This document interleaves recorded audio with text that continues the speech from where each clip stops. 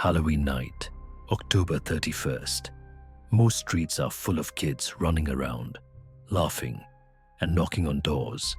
But Elm Street isn't like that. For years, strange things have been happening here. And the people who lived through them, they don't call them stories. They call them nightmares. Hello, and welcome to No Sleep Tonight. Before we begin, don't forget to like, share, and subscribe. It helps this channel grow and keeps these true horror stories coming. Alright, let's dive into 3 unsettling Halloween nightmares from Elm Street you'll never forget. The house with the black pumpkins. I was 12 the first time I walked all the way down Elm Street on Halloween night.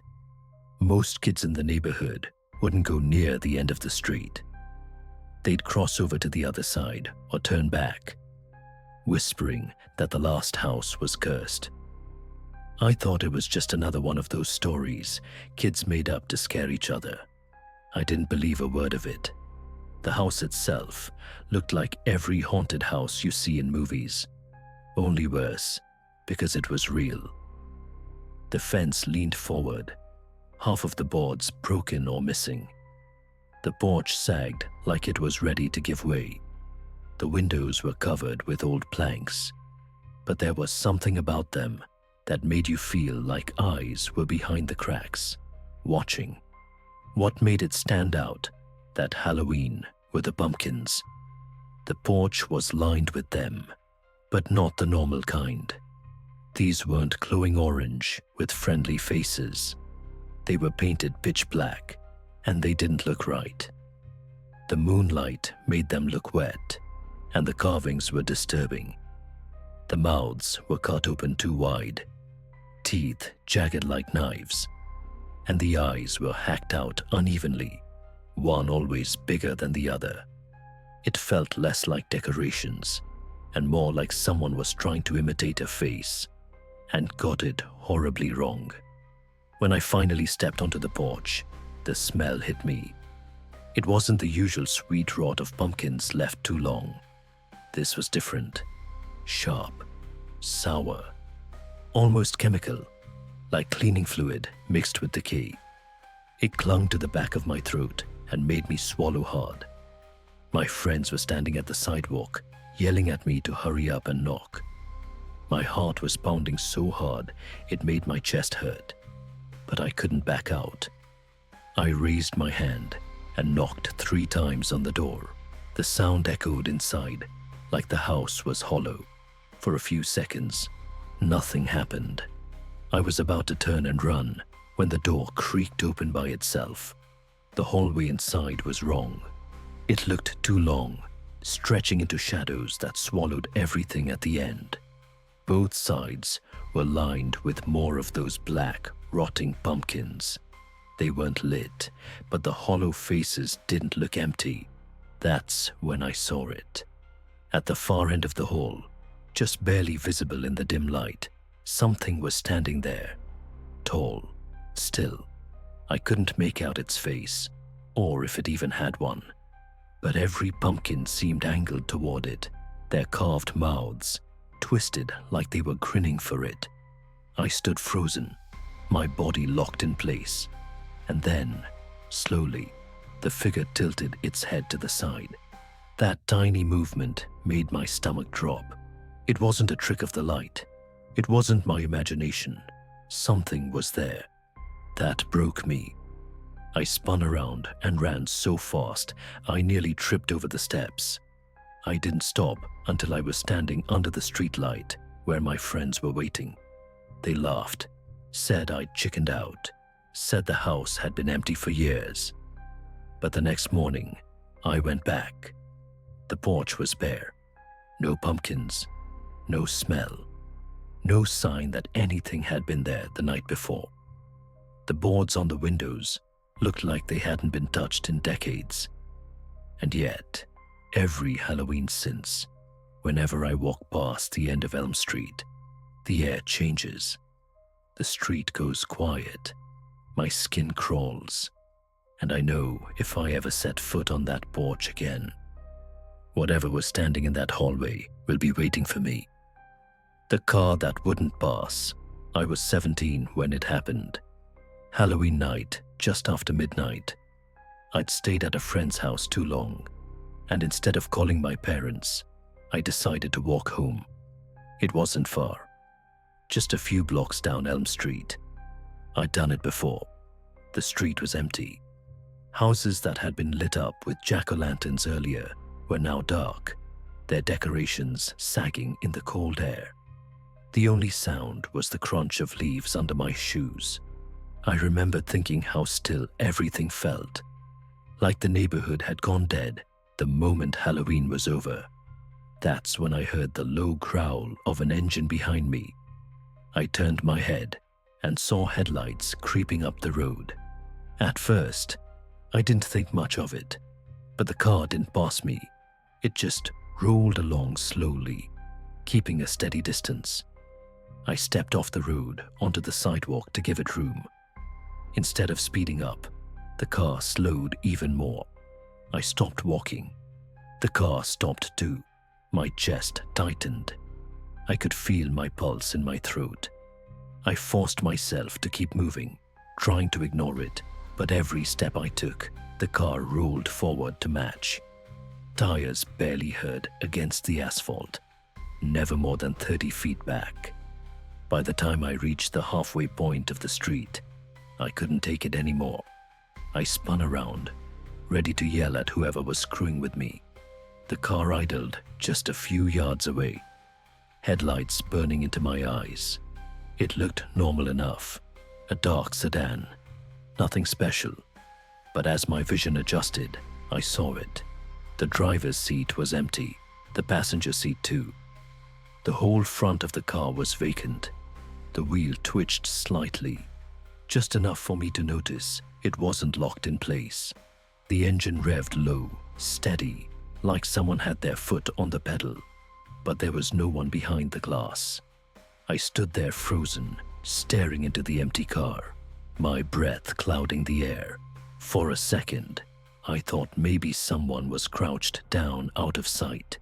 The car jerked forward, just a few feet, but it was enough.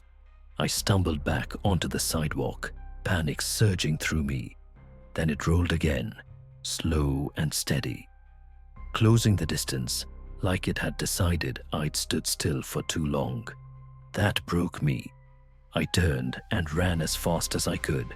The engine roared behind me. Tires screeched as the car picked up speed, not rushing to hit me, but pacing me. Every time I glanced over my shoulder, the headlights stayed the same distance away, flooding the street, stretching my shadow long across the road. It wasn't trying to run me down. It was following me, herding me. I cut across a front lawn, vaulting over a hedge, and sprinted toward the next block, where porch lights were still glowing. My legs felt like they were going to give out, but I didn't stop until I reached a lit house. I ran up to the porch, ready to bang on the door. When I finally turned back, the street was empty. No car, no headlights, no sound, just stillness. I stood there shaking, too scared to walk the rest of the way home. Eventually, I called my dad to pick me up. I didn't tell him the truth, just said I got spooked walking alone. But the memory never left. The sound of that engine, the way the wheel twitched, the feeling that whatever was inside that car wanted me to know it could have ended differently if I'd stopped.